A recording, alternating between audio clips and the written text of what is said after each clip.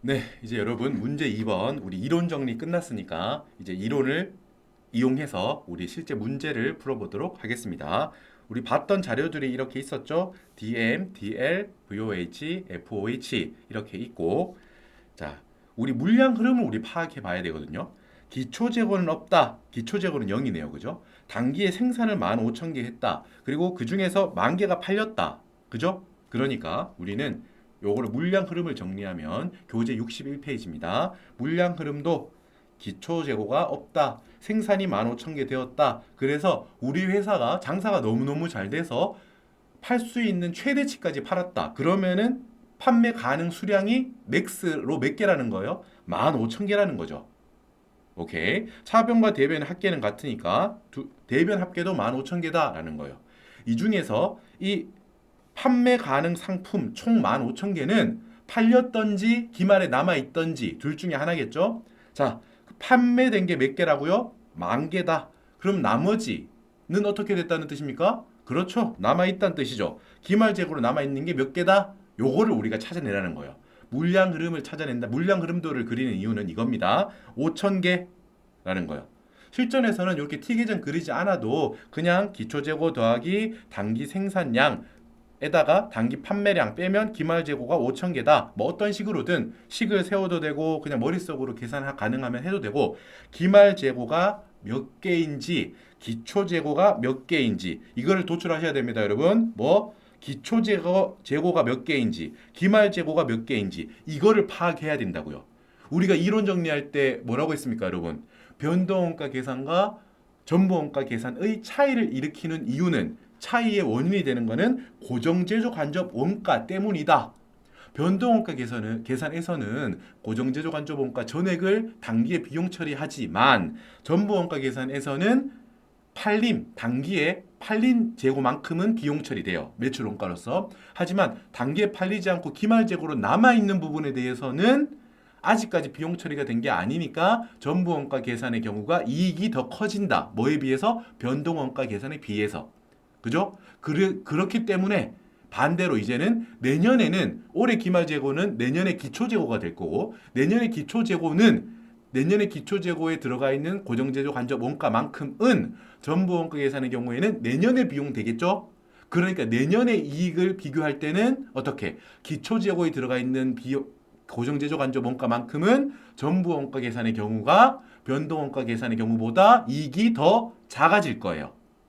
그죠? 그렇기 때문에 방금 말씀드렸던 거 이렇기 때문에 뭘 알아야 돼요? 그렇죠. 기초 재고가 몇 개고 기말 재고가 몇 개인지부터 알아야 이 수량 안에 들어가 있는 고정제조 간접 원가를 반영해서 이익 차이를 조정할 거 아닙니까? 이익 차이를 확인할 수 있잖아요. 그러니까 물량 흐름을 파악해서 기초 재고가 몇 개다, 기말 재고가 몇 개다부터 알아내는 게 핵심이에요. 됐죠? 자, 기초 재고는 0개 없다. 기말 재고는 5,000개다. 이걸 알았습니다, 우리. 자, 이제부터 물음을 하나씩 풀어볼게요. 첫 번째 물음은 뭐였나요? 그렇죠. 첫 번째 물음은 제품당 단위 원가. 단위는 한 개를 말하는 거예요. 한 개의 제품 원가를 얼마인지 아세요? 라는 거예요. 여러분, 올해 생산량 몇 개였죠? 15,000개였습니다. 위에서 봤듯이 15,000개였어요. 자, 요거를 이용해서 풀면 됩니다. 전부 원가 계산부터 할게요. 전부 원가 계산은 우리 결론부터 제품 원가에 DM, DL, VOH, FOH 전부 다 제품 원가다. 그래서 전부 원가 계산이라고 한다라고 했죠. 단기에 들어간 직접 재료 원가 얼마? 여러분 자료를 잘 보세요. 재무회계든 원가회계든 자료를 잘 정리하는 게 시작입니다. 12만 원, 직접 노무원가 15만 원, FOH는 총액 15만 원, 변동 제조 간접 원가는 총액이 21만 원. 각각의 숫자들을 생산량 15,000개로 나누면 돼요. 12만 원 들어갔다. 직접 재료 원가 새우깡에 새우가 12만 원치 들어갔다. 15,000개 생산량이다. 그럼 새우깡 한 개당 새우는 8원씩 들어갔다. 똑같이 직접 노무원가가 15만 원만큼 발생했는데 생산량으로 나누면 한 개당 새우깡 한 개당 들어간 노무원가는 10원이다. VOH 변동 제조 간접 원가는 21만 원이 들어갔는데 역시 생산량으로 나누면 14원이다. 고정 제조 간접 원가도 15만 원 들어갔는데 발생했는데 15,000개로 나누면 한 개당 10원이 들어갔다. 그래서 이걸 다 더하면 얼마요? 제품 원가는 42원이다. 변동원가 계산했을 때의 제품의 원가는 어디까지 들어가요? DM, DL, VOH 이거 3개만 들어가죠. 이거 3개를 변동원가로 취급하니까요. 직접 재료 원가 똑같이 8원, 10원, 14원 이건 똑같아요 여러분. 달라질 리 없겠죠. 중요한 차이점은 여기서 발생한다. 고정제조 간접 원가를 변동 원가에서는 발생한 15만 원 전체를 다 비용 처리한다라는 거였어요. 됐죠? 일단 물음 1번에서의 정답은 42원과 32원이 되겠습니다. 계속 풀어볼게요 여러분. 답 적는 거야 이따가 적으면 되니까. 자, 두 번째 물음 2번은 당신이 변동원가 계산에 따른 영업이익을 계산해 보시오 라고 했는데 손익계산서로 한번 비교해 보겠습니다. 우리가 변동원가 계산에서 영업이익 21만 원을 찾아내면 되거든요. 이거를 꼭 답지에 이렇게 손익계산서를 다 쓰지 않고 그냥 식만 세워가지고 21만 원을 도출할 수 있으면 그렇게 해도 당연히 정답입니다. 다만 우린 지금 연습하는 단계니까 공부하는 단계니까 자, 두 방법 간의 손익계산서를 차분히 다 작성해 볼 거예요. 그러고 나서 이따가 여러분 다음 물음 뭐였어요? 다음 물음 이익 차이를 조정해 봐라 라고 했거든요. 이때 각 손익계산서 지금 도전 손익계산서 지금 물음 2번에서 다 이렇게 작성할 거 아닙니까?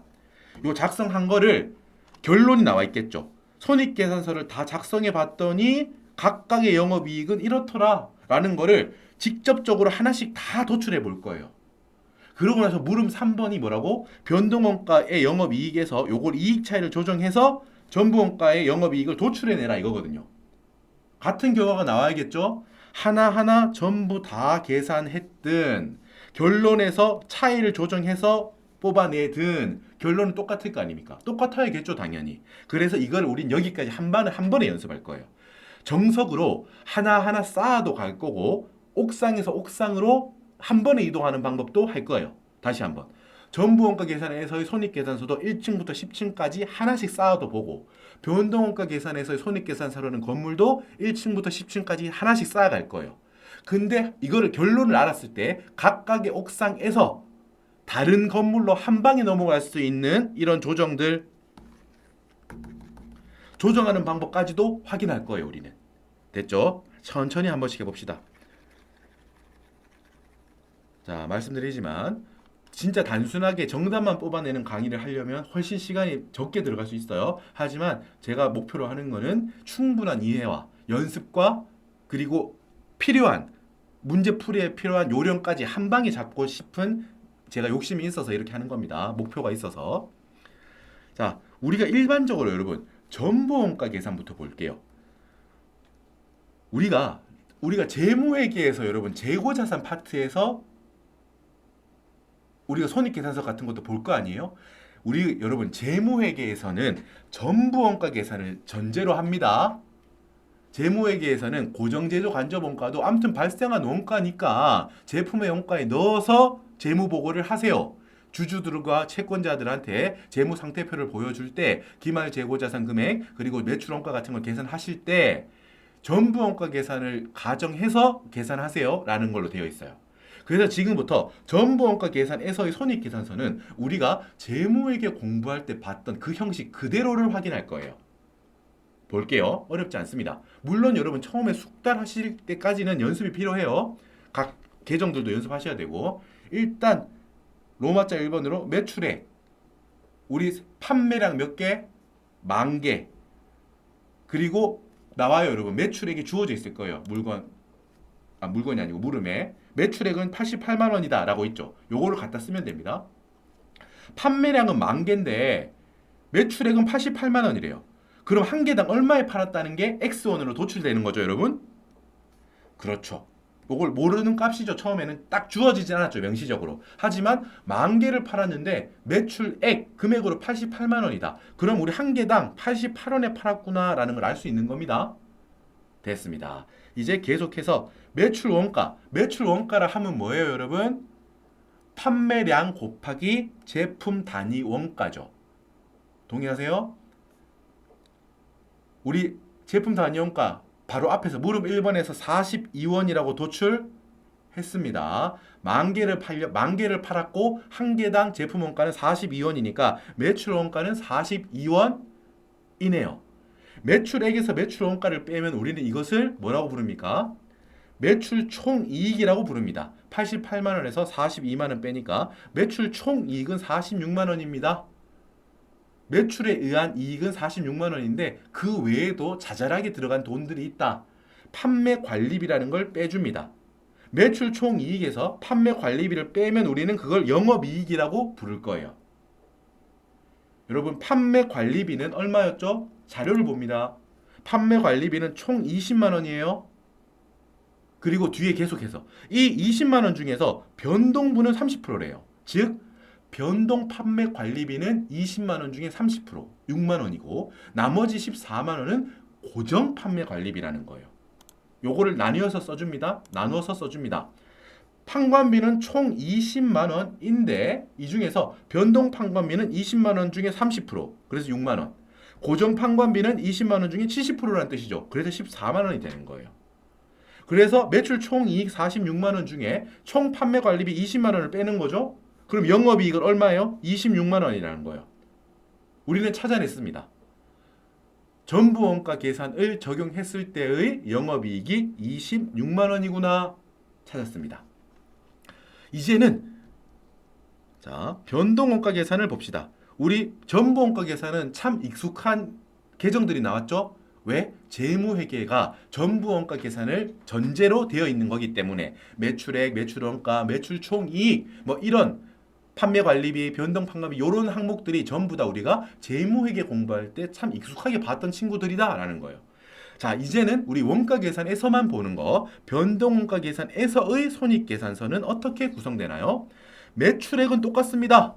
원가 계산 방법이 다를 뿐이지 얼마를 팔았는지가 달라지는 게 아니잖아요. 매출액은 똑같이 88만 원, 한 개당 88원을 받은 거예요. 자, 근데 여기서 집중하세요, 여러분. 뭐 집중하고 계시겠지만 뭘 뺍니다.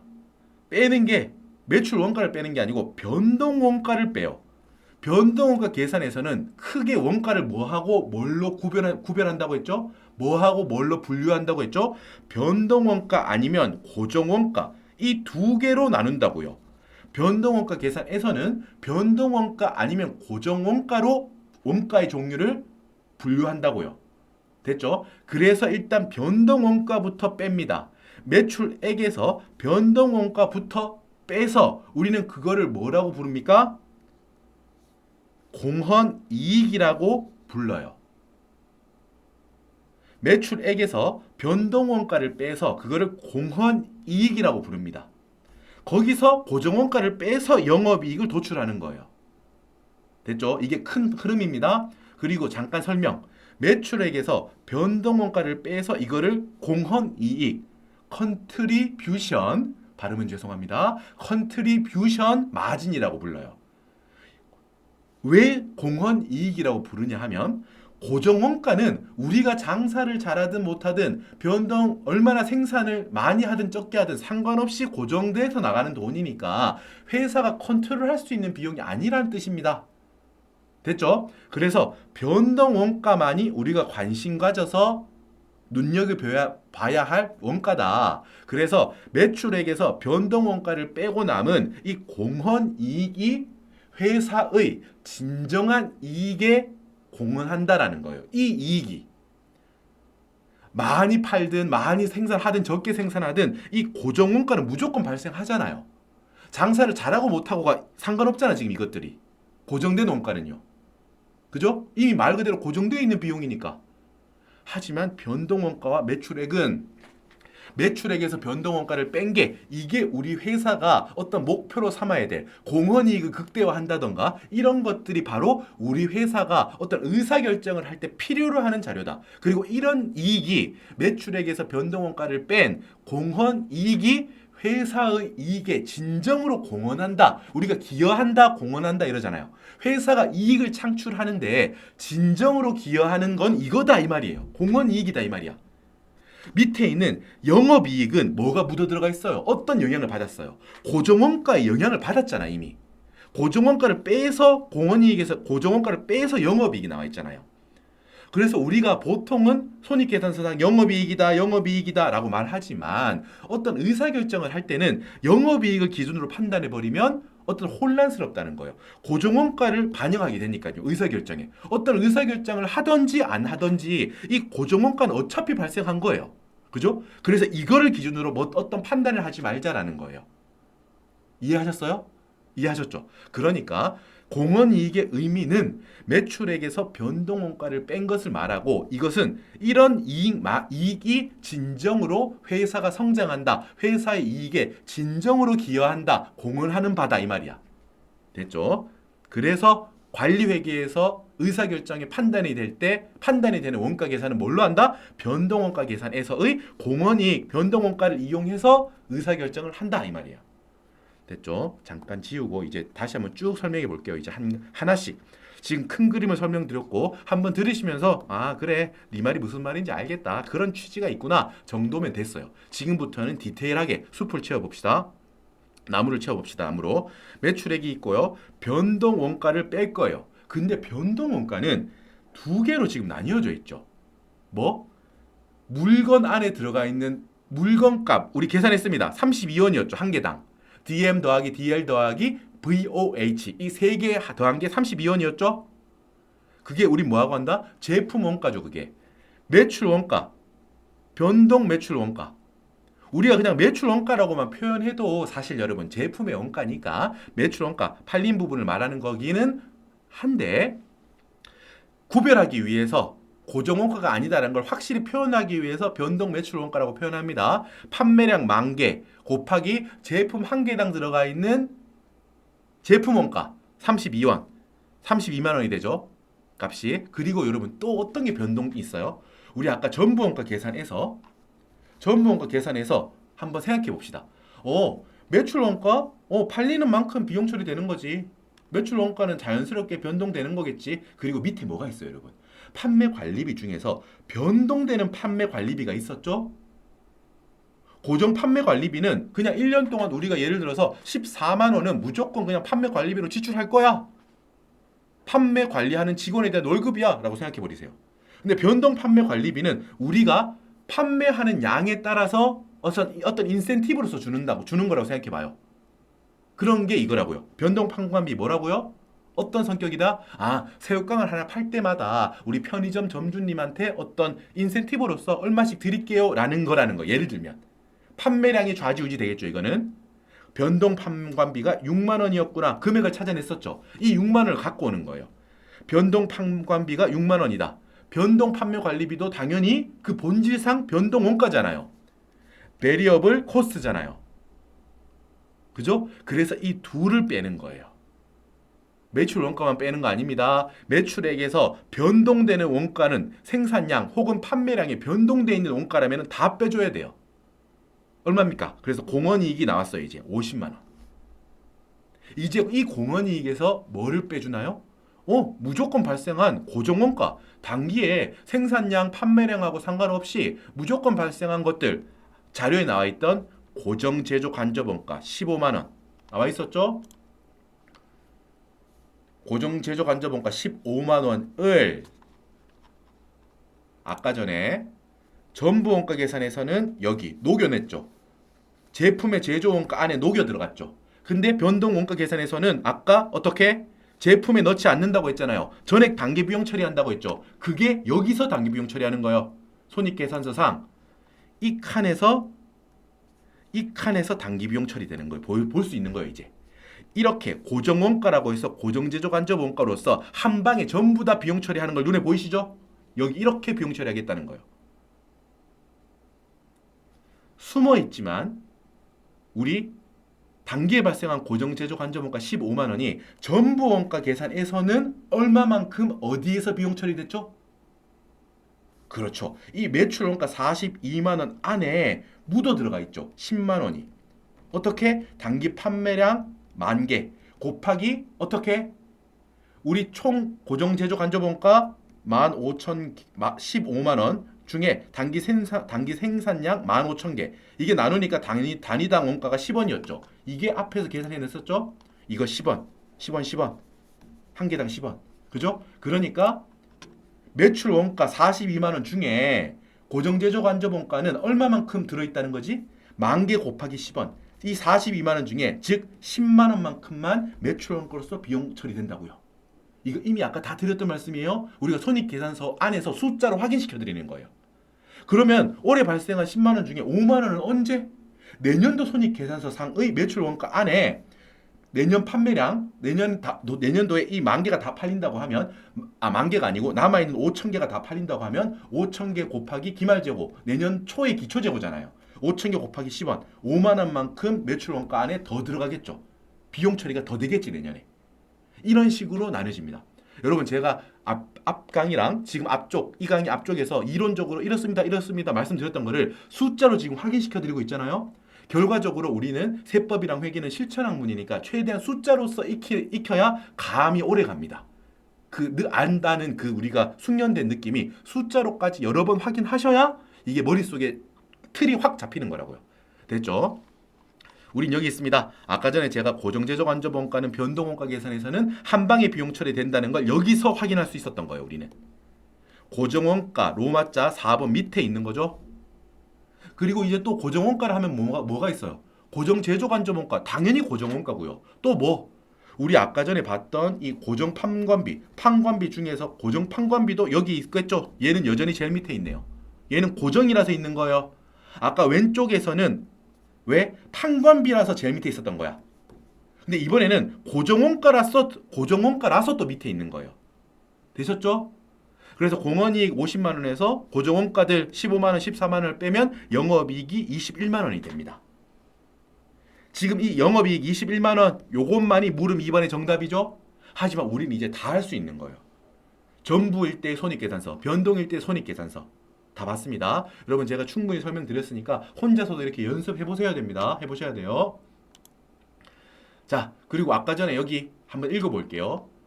이론 정리에서 숫자 보지 마시고 세부적인 숫자는 우리가 모르지만 이론적으로 이렇습니다 라고 구조를 보여드렸었잖아요. 그거를 한번 방금 손익계산서에 봤던 걸로 다시 한번 설명해 볼게요. 다 적어놨습니다, 여러분. 자, 결과적으로 두 방법의 이익 차이의 원인은 고정제조 간접원가를 어떻게 처리하느냐에 대한 관점의 차이가 있습니다. 초록색, 제가 다음 버전업 할 때는 초록색으로 바꿔놓을 거예요. 전부원가 계산은 초록색.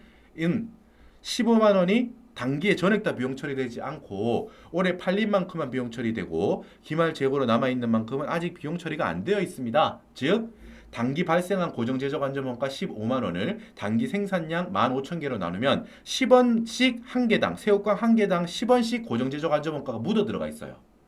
그래서 단기 판매량 10,000개, 그래서 10만 원만큼은 단기의 매출 원가로서 비용 처리된다. 방금 확인시켜 드렸죠. 단기 매출 원가 42만 원 중에 10만 원이 고정제조간접원가 해당분이라고요. 그리고 기말 재고 수량 5,000개 곱하기 10원, 즉 5만 원은 단기에 비용 처리되지 않고 기말 재고 안에 묻어 들어가 있다가 내년에 팔린다는 거죠. 선입 선출의 과정이니까 내년도에는 올해 기말 재고가 먼저 팔립니다. 내년의 매출 원가로서 내년에 비용 처리됩니다. 15만 원이 이렇게 X1년, X2년 나뉘어서 비용 처리됩니다. 동의하시죠? 반대로 변동원가 계산은 단기에 발생한 고정제조간접원가 15만 원을 제품의 원가 구성에 포함하지 않고 그냥 방금 봤듯이 여기 고정원가로서 한 방에 15만 원을 비용 처리합니다. 그럼 여기 오타입니다. 이거는 고쳐주세요. 고정이에요, 고정. 전액을 단기에 고정원가 항목으로서 비용 처리해버리는 거예요. 방금 확인하셨죠? 이렇게. 자, 요걸 한번 말해볼까요? 그래서 결론까지 쭉 한번 우리 가봅시다. 결론. 전부원가 계산에서는 기말재고에 포함되어 있는 고정제조간접원가 금액만큼 단기에 덜 비용 처리된 것입니다. 피용이 아니고 단기에 덜 비용 처리된 것입니다. 그래서 전부원가 계산 경우의 영업이익이 변동원가 계산인 경우의 영업이익보다 5만 원만큼 더 커지게 되는 거예요. 왜? 비용이 더 적게 처리되었으니까 이익은 그만큼 더 큰 거 아닙니까? 그죠? 하지만 이는 일시적인 차이일 뿐 내년에는 전부원가 계산에서도 5만 원만큼이 팔려서 매출원가로 더 비용이 커질 거예요. 그래서 만약에 내년에 기초재고가 있죠? 그래 내년에는 기초재고에 포함되어 있는 고정제조 간접 원가 금액만큼 더 비용 처리가 되는 거니까 내년에는 전부원가 계산의 영업이익이 뭐에 비해서 변동원가 계산의 영업이익보다 작아지죠. 5만 원만큼. 왜? 비용이 더 크니까요. 내년에는 전부원가가. 그래서 우리가 아까 전에 이거는 결과적으로 제가 설명을 열심히 드리지만 실전에서 흔들리지 않고 적용하려면 이게 암기가 돼야 된다. 변, 말, 초, 전. 변 더하기 말 빼기 초는 전. 변, 말, 초, 전. 더하기 먼저 빼기는 그 뒤에. 변, 말, 초, 전 적으시고 말은 더하고 초는 뺀다. 여기까지 머릿속에 여기 떠올라야 돼요. 변동원가 계산에서 이익에다가 기말재고자산에 포함되어 있는 고정제조 간접원가를 더하고 기초재고자산에 들어있는 만큼의 고정제조 간접원가 금액은 빼서 전부원가 계산에서의 영업이익을 도출해낸다. 요거. 이게 우리가 결과적으로 머릿속에 숙련해야 될 결론입니다. 변동원가 계산에서의 영업이익에다가 기말재고자산에 포함된 고정제조간접원가를 더하고요. 기초재고에 포함되어 있는 고정제조간접원가만큼은 빼서 전부원가 계산에서의 영업이익을 도출합니다. 자, 지금 우리 손익계산서를 충분히 다 보여드렸고요. 자, 이익 차이의 조정. 이 물음 3번은 여러분 이익 차이의 조정이거든요. 변동원가 계산의 영업이익. 우리 물음 2번에서 21만 원만 계산했다고 합시다. 실전에서 21만 원만 계산합시다. 그러면 사실 전부원가 계산에서의 손익계산서 과정을 이렇게 다 그리지 않아도 몰라도 이 영업이익 26만 원을 도출해낼 수 있어야 된다라는 겁니다. 우리 시험에서. 시험을 준비하려면.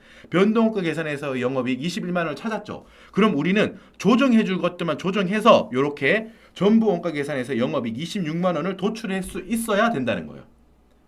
자, 우린 일단 1층부터 10층까지 각 방법에 대한 건물을 다 쌓아 올렸기 때문에 우리는 이제는 뭐만 하면 된다? 조정만 해서 뽑아내는 방법을 연습할 거예요. 아랫부분만 봅시다. 자, 우리 변동원가 계산에서의 영업이익 21만 원을 알고 있습니다. 여기에서 여러분이 갖고 계신 버전에 따라서 여기 이 부분이 마이너스 기말재고라고 되어 있는 분이 있을 수 있는데 여기는 고쳐주세요. 기초입니다. 기초. 마이너스 기초입니다. 오타예요. 오타. 번거롭게 해드려서 죄송합니다. 여기를 기초로 해주세요. 기초. 갖고 계신 버전이 위에도 기말, 밑에도 기말이실 수 있습니다. 밑에는 기초로 바꿔주세요. 지금은 수정되어 있습니다. 이렇게 돼야 됩니다. 자, 영업이익이 21만 원이다. 변동해서 조정해준다고요. 뭐라고요? 변 더하기 말 빼기 초는 전이에요. 변동원가 계산은 21만 원이죠. 여기에다가 기말재고에 포함되어 있는 고정제조 간접원가. 기말재고 수량 몇 개? 5,000개. 기초재고 FOH. 기초재고에 포함되어 있는 고정제조 간접원가. 기초재고 자산 몇 개요? 0개. 여러분 처음에 물량 흐름 잡을 때 봅시다. 제가 이 둘 중요하다고 했죠.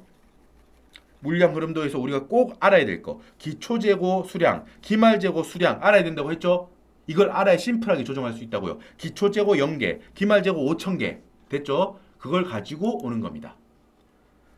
자, 기초재고 0개, 기말재고 5,000개. 수량은 알았어요. 근데 여기다가 우리 뭘 곱해야 되죠? 그렇죠. 단기 발생한 FOH 15만 원. 그리고 여기 밑에다가 단기 생산량 15,000개를 나누는 거예요. 그럼 한 개당 10원이죠? 그럼 이게 얼마가 되는 거예요? 5만 원이 되는 거예요. 5만 원만큼은 더해줘요. 기초재고는 없으니까 뺄 건 없죠? 그러니까 변동제조 간접원가의 영업이익에다가 5만 원을 더해주면 뭐가 나와요 이제? 기초재고는 없으니까 없어요. 고려 안 해도 되죠. 그러니까 전부원가 계산의 영업이익은 26만 원이 되는 거죠. 요렇게 영업이익. 다시 한번 볼게요. 변동해서 영업이익 21만 원이에요. 여기다가 조정을 해준다 이 말입니다. 화살표 조정해서 이게 도출해내겠다 이 말이에요. 이거를 도출하겠다. 더하기 기말재고에 포함된 고정제조 간접원가 5,000개 곱하기 단기에 발생한 FOH 나누기 단기 생산량 15,000개 10원이죠. 10원. 10원 곱하기 5,000개 하니까 5만 원이 되는 거예요. 21만 원 더하기 5만 원은 26만 원. 자, 그리고 여러분 여기까지 했으면 다 풀었고 한 가지 주의할 점. 만약에 기초재고가 있죠? 기초재고가 있다고 하면 기초재고가 만약 여기가 500개가 있다고 해요. 그러면 500개 곱하기 여러분 주의하세요. 이 기초재고에 들어가 있는 고정제조 간접 원가는 단기 발생한 게 아니죠. 고정제조 간접 원가가 무슨 소리예요? 정기에 발생한 거잖아요. 정기에 발생한 고정 작년도예요. 그러니까 지금 기초재고, 기말재고 지금 여기가 X2년이라고 치면 기말재고 X2년 기말이죠. 그럼 X2년 기초란 뜻은 뭐예요? X1년 말 재고라는 뜻이잖아요. 그죠? X2년, 단기가 X2년이라고 하면 기초재고에 묻어 들어가 있는 고정제조 간접 원가를 계산하려면 X2년도에 발생한 생산량 그리고 X2년도에 발생한 고정제조 간접 원가를 쓰면 안 된다 이 말이에요. 정기 거 써야 될 거, 정기 거. 정기 발생 FOH가 얼마인지 확인하시고 전기 생산량으로 나누어야 됩니다. 단가가 달라진다는 거예요. 지금 올해는 단가가 10원이잖아요. 한 개당. 근데 이게 만약에 전기랑 올해 발생한 FOH와 생산량이 똑같다면 똑같이 10원일 거예요. 근데 이게 아니고 전기 발생한 고정제조 간접 원가와 전기 생산량이 달라지잖아요. 그러면은 올해 10원하고 달라질 수 있다고요. 작년 기준으로 새로 계산해야 될 거 아니에요. 무슨 말인지 동의하시죠? 작년 말 재고자산, 즉 올해 초 재고자산에 묻어 들어가 있는 고정제조 간접 원가는 올해 발생분이 아니잖아요. 작년에 발생한 거잖아요. 그리고 작년에 발생한 고정제조 간접 원가는 한 개당 얼마씩 들어가 있을까요? 그렇죠. 작년에 발생한 고정제조 간접 원가를 당연히 작년 생산량으로 나눠야 될 거 아니에요. 조정해 줄 때. 여러분 지금 문제는 기초재고가 아예 없기 때문에 이런 생각할 필요 없는데 그 기출 문제를 보시면은 2개년치 비교하는 것도 많이 나옵니다. 기초재고자산 수량도 알아야 되고 기초재고자산 수량에 묻어 들어가 있는 고정제조 간접 원가를 뽑아내야 돼요. 이때 단기에 발생한 단기분 단위당 고정제조 간접 원가와 정기분 단위당 고정제조 간접 원가는 같을 수도 있지만 다를 수도 있다는 점. 언제 같아요? 문제 전제에서 정기랑 단기는 발생한 고정제조 간접 원가 금액도 같고 생산 수량도 똑같다 라면은 똑같겠죠. 이 단가가 둘 다 10원이겠지. 근데 아닌 경우를 많이 물어봅니다. 교수님께서, 출제자께서. 굳이 두 개년도 해서 기초재고가 있다고 물어보시고 싶은 경우에는 그거를 당신이 아시나요? 기말재고에 포함된 고정제조 간접 원가는 당연히 단기 발생분이신 거 아세요? 그리고 기초재고에 묻어 들어가 있는 고정제조 간접 원가는 단기 발생분이 아니고요. 작년에 발생한 고정제조 간접 원가가 묻어 들어가 있는 거 아시나요? 그걸 이해하고 계신가요? 를 물어보고 싶거든요. 출제자는. 난도를 좀 올린 문제라면요. 이해되시죠? 자, 여기까지 왔고, 자 이제 마지막 물음을 하고 이제 문제 2번을 마칠 거거든요. 여기 오타네요. 물음 14가 아니고 물음 4겠죠? 이렇게 바꿔줘야겠네요. 물음 4. 자, 변동원가 계산일 때 그리고 전부원가 계산일 때의 손익분기점 판매량. 손익분기점 판매량은 영업이익이 0이 되는 걸 말합니다. 자, 마지막에 영업이익이 둘 다 0이죠? 영업이익이 0이 되는 거예요. 그래서 이 수량보다 한 개라도 더 팔면 영업이익이 플러스가 되겠죠. 아시겠어요? 손익분기점이라 함은 기억하세요. 영업이익이 0이 되는 판매량을 말합니다. 영업이익이 0이 되는 판매량을 말합니다. 그래서 손익분기점 수량보다 한 개만 더 많이 팔아도 영업이익은 플러스가 되겠죠. 그래서 여러분 우리가 손익분기점을 영어로 브레이크 이븐 포인트라고 하거든요. 이븐이라는 뜻이 여러분 영어로 숫자 0을 말합니다. 0을 의미합니다. 그러니까 우리가 장사를 해서 이득이 이렇게 올라간다고 해봐요. 물건 팔수록 기분이 좋아요. 위로 올라가는데 자, 영업이익이 0이 되는 순간이 있겠죠. 영업이익이 0이 되는 순간이 있을 거예요. 근데 이 BEP 포인트, 손익분기점 판매량을 넘어서는 순간부터 어떻게? 0을 부수고 올라가는 거예요. 그죠? 그래서 브레이크, 0이 되는 판매량을 부수는 지점이다 이 뜻이에요. 손익분기점 판매량은 뭐라고요? 영업이익이 0이 되는 판매점을 부수고 올라가는 지점이다. 그래서 우리는 그걸 영어로 BEP, 브레이크 이븐 포인트라고 말하는 거예요. 손익분기점 판매량. 아시겠죠? 손익분기점 판매량은 뜻하는 게 뭐다? 영업이익이 0이 되는 판매량을 말합니다. 왜 브레이크 이븐?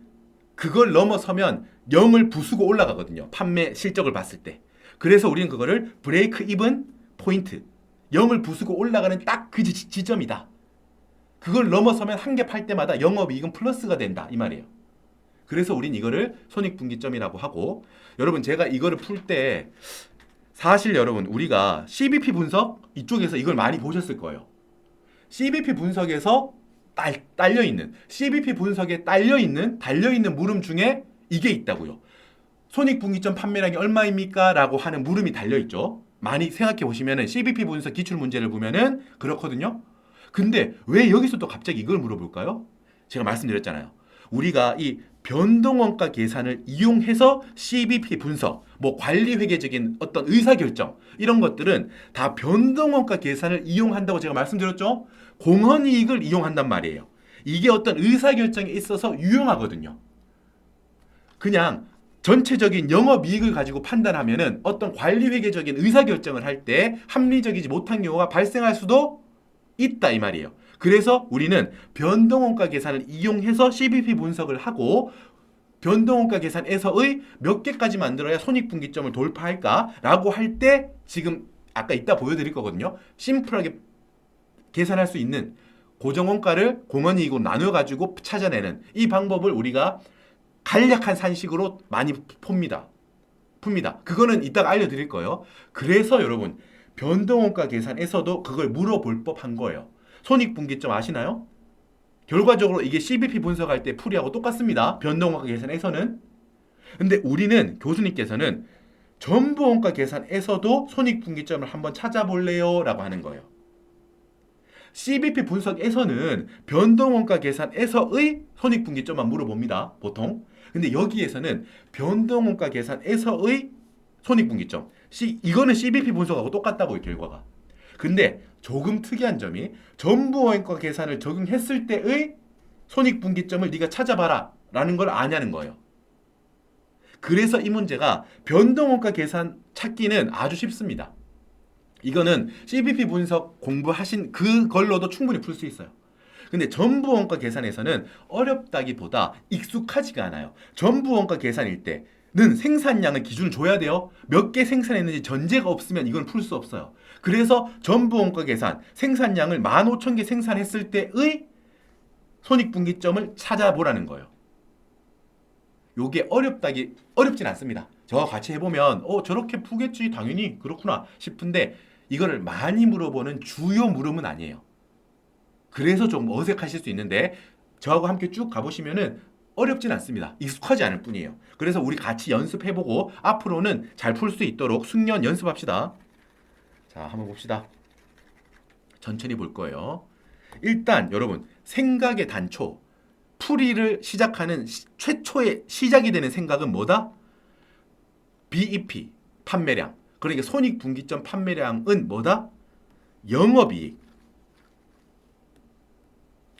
영업이익이 다시 한번 영업이익이 0원이 되는, 몇 개를 팔았을 때 영업이익이 정확하게 0원이 될까?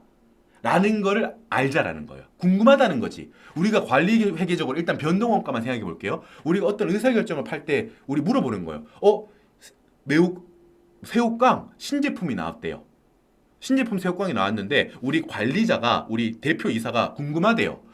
이번에 뭐 단가 이렇게 해서 판매 가격 이렇게 해서 팔려고 하는데 몇 개까지 팔아야 우리 손익분기점 넘는 거지?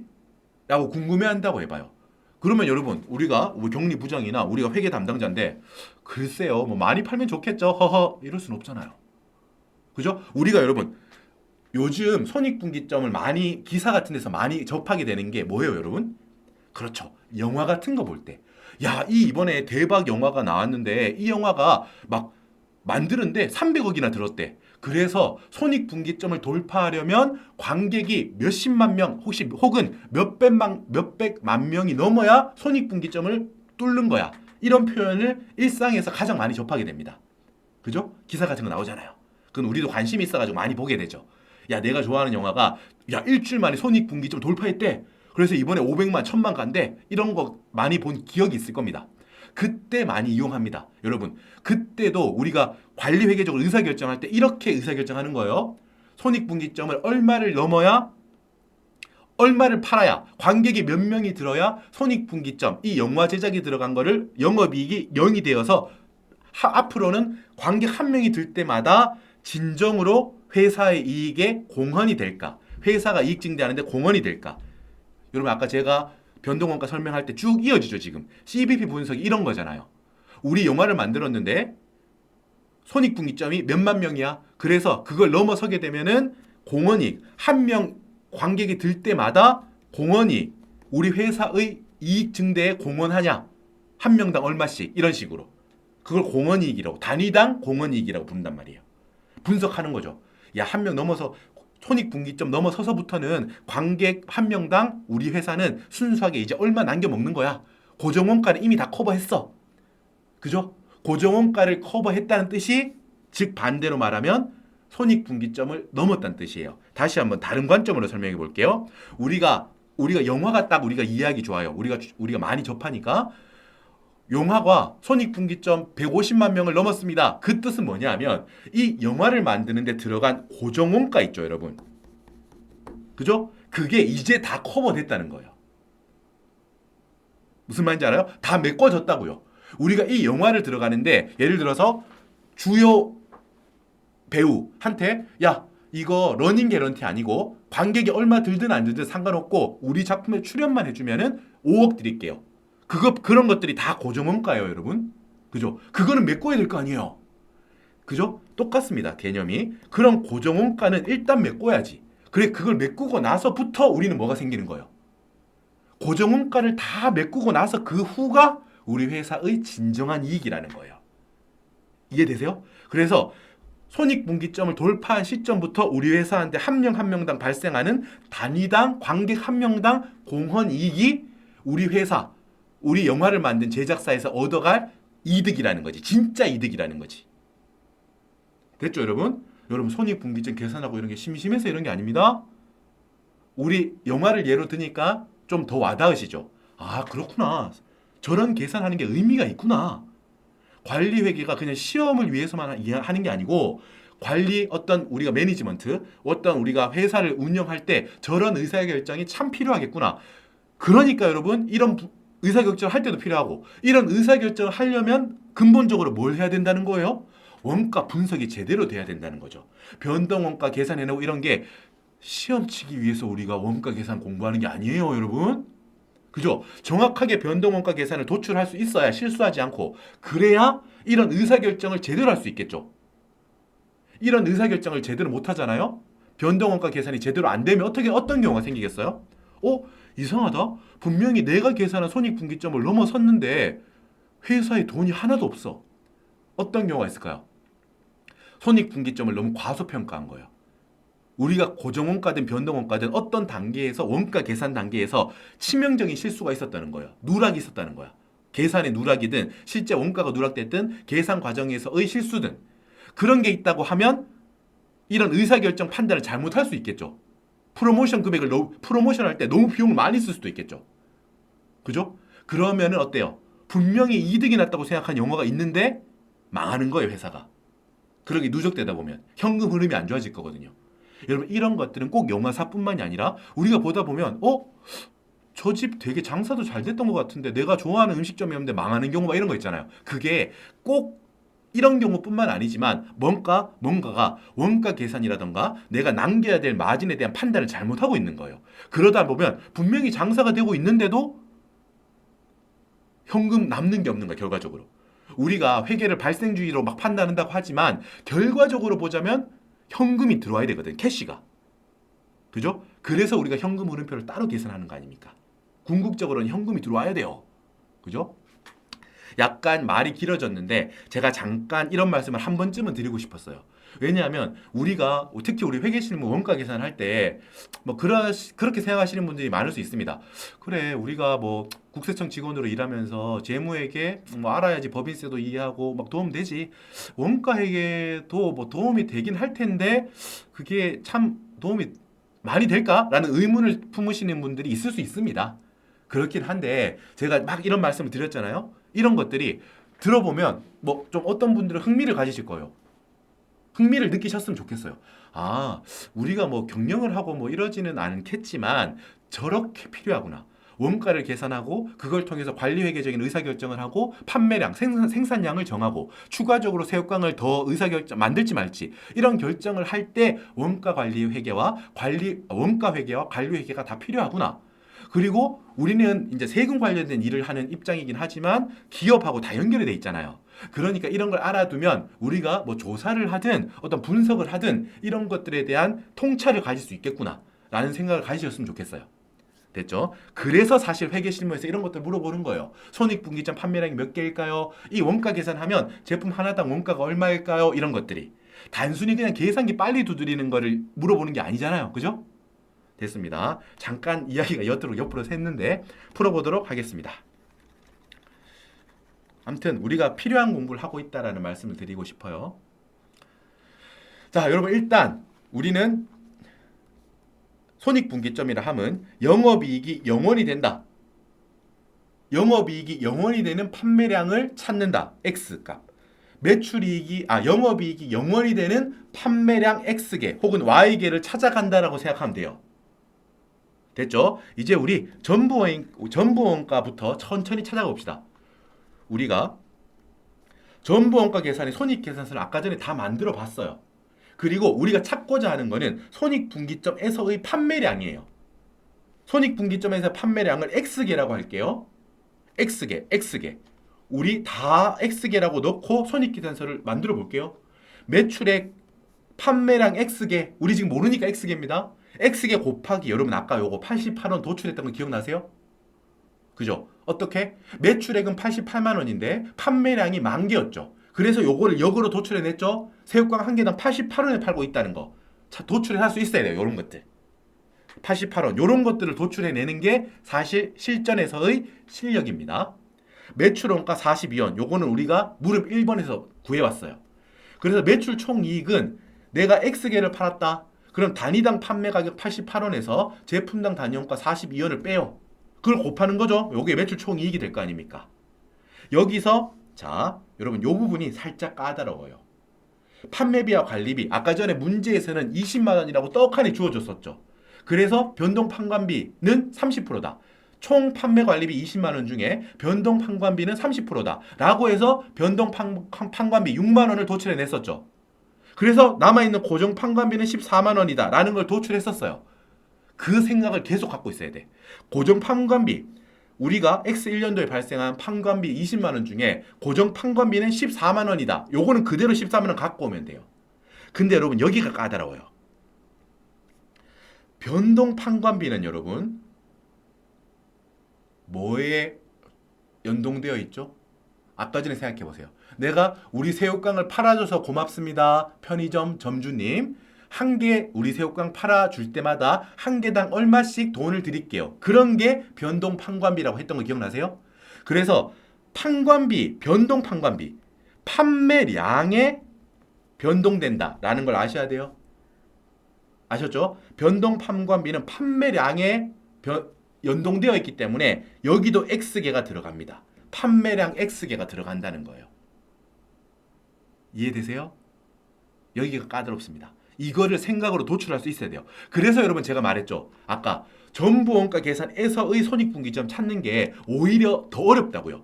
이따가 오른쪽에 있는 변동원가 계산은 CBP 분석에서도 여러 번 우리가 연습했기 때문에 오히려 심플하게 도출해낼 수 있어요. 그래서 이게 약식으로 풀 수도 있고요. 변동원가 계산은. 근데 전부원가 계산은 오히려 어떤 약식 빠른 속산법을 찾아내려고 하면 오히려 함정에 빠지기 쉬워요. 그래서 전체를 이렇게 푸는 겁니다. 포인트는 여기에요. 변동 판관비가 판매량 X개에 연동되어 있다는 일단 첫 번째 생각이 필요해요. 이걸 아는 게 필요해요. 그리고 나서 여기 단위당 변동 판관비가 얼마인지 예를 들자면 아까 예를 하자면 내가 새우깡 만드는 사람이 편의점 점주님한테 새우깡 한 개 팔릴 때마다 얼마 주기로 했는지를 알아야 돼요. 이건 어떻게 할 수 있나요? 자, 우리 아까 전에 손익계산서 보세요. 손익계산서. 자, 지저분한데 지울 거 지우고. 자, 우리 판매 관리비가 20만 원이다 라고 물음에 주어져 있었죠. 그 중에 30%는 변동 판관비다. 그래서 우리 이렇게 도출해냈었잖아요. 그리고 나서 고정 판관비가 남아있는 14만 원이다. 그래서 지금 이 14만 원 갖다 쓴 거잖아요. 고정 판관비 숫자를 그대로 갖다 쓴 거잖아요. 자, 여기서 변동 판관비가 6만 원이다. 6만 원 금액을 지금 찾아냈죠. 근데 이 6만 원을 우리가 X1년도에 여러분 몇 개 팔았어요? X1년도 생산량 15,000개, 판매량 10,000개. 기억나세요? 생산량 15,000개, 판매량 10,000개였죠? 10,000개. 그래서 우리가 손익계산서 계산할 때 여기 여러 가지 계산에다가 다 10,000개 갖다 썼던 거 아닙니까? 이렇게 10,000개. 판매량. 매출액, 매출원가 전부 다 판매량에 연동되니까요. 자, 이 변동 판관비도 판매량에 연동되어 있어요. 그래서 총액 변동 판관비가 총액으로 6만 원 들어갔다. 이걸 한 개당 얼마 들어갔니 찾으려면 뭐로 나눠주면 돼요? X1년도 판매량 10,000개예요. 생산량 15,000개로 나누면 안 돼요. 변동 판매 관리비는 판매량에 연동되어 있습니다. 그래서 단기 판매량 10,000개로 나누면 한 개당 새우깡 한 개 팔아줘서 고맙습니다. 옆 편의점 점주님하고 새우깡 한 개 판매량당 6원씩 지급한 거예요. 편의점 점주님한테. 그래서 한 개당 6원 주니까 10,000개를 팔았으니까 6만 원이 나간 거라고요. 이걸 역으로 찾아낸 겁니다. 지금. 그래서 손익계산서상 가장 우리가 손익분기점 찾을 때 어려운 게 이거. 6만 원 변동 판관비가 들어간 총액 6만 원을 단기 10,000개 우리 앞에 자료에서 찾아내야 돼요. 이거 10,000개 판매량에서 나눠가지고 6원을 도출해낼 수 있는 거 이것도 어려워요. 이걸 할 수 있어야 돼. 근데 그래야 풀 수 있습니다. 이거 모르면 못 풀어요. 이 문제. 하지만 여러분 까다로우신 거 알고 있습니다. 그래서 일단 제가 강의를 쭉 다 할 건데 이따가 오른쪽에 변동원가 계산에서의 CBP 분석을 이용한 그 손익분기점 판매량은 결론 알면 아주 쉽게 풀 수 있어요. 속산법이 있거든요. 거기까지는 우리 최고로 합시다. 연습을 열심히 하시고 이 전부원가 계산 일대의 손익계산서에서 전부원가 계산에서의 손익계산서를 이용한 손익분기점 도출해내는 거는 일단 변동 원가 계산부터 하고 나서 그 후에 차분히 연습하세요. 됐죠? 이제 우리는 여러분 산식을 다 세운 거예요. 여기까지 했으면. 지금 우리가 식이 하나가 세워지죠. 미지수가 하나예요. X개. 판매량, 손익분기점 판매량 X개죠. 이 X개를 더했더니 뭐라고? 뺄 거 다 뺐더니 계산해봤더니 영업이익이 0이 되어야 된다. 일단 이거부터 시작하셔야 된다고 했죠? 영업이익이 0이 되는 판매량을 이렇게 찾을 수 있는 거예요. 자, 판매량, 미지수 X 하나, 미지수 한 개, 식 한 개. 이거 그냥 풀면 돼요. X가 곱하기 88원에서 42원 빼고 변동 판관비 빼고 14만 원 고정 판관비 빼는 거잖아요. 이거 그냥 식을 쭉 계산한 겁니다. 이 손익계산서를 쭉 그냥 식으로 한 방에 나타낸 거예요. 그래서 0원이다라는 거예요. 영업이익이. 그러면 계산해보면 X는 3,500개가 됩니다. 여러분 이렇게밖에 풀 수 있는 방법 없습니다. 이거를 식으로 한 줄로 나타내서 쉬워 보이지만 이 6원을 찾아내는 거 쉽지 않습니다. 그래서 이거를 식으로 표현하면 마치 쉬워 보이지만 우리 머릿속에서 변동 판관비 이거 있죠. 변동 판관비는 첫 번째 판매량에 연동되는구나. 생산량 15,000개 연동되는 거 아니라는 거예요. 생산량에 연동되는구나. 판매량에 연동되는구나. 그리고 앞에 있던 자료를 이용해서 새우깡 한 개 팔 때 얼마만큼 지급했는지 단위당 변동 판매 관리비 6원을 도출할 수 있어야 돼요. 그래야지 요 문제 풀 수 있습니다. 전부원가 계산에서의 손익분기점 판매량 3,500개 여기 정답이에요. 자, 여러분 지금까지는 조금 어려우셨던 거 압니다. 좀 어려우실 수 있어요. 하지만 우리는 이제 훨씬 더 수월한 변동원가 계산에서의 손익분기점 판매량을 한번 천천히 도출해 볼 거예요.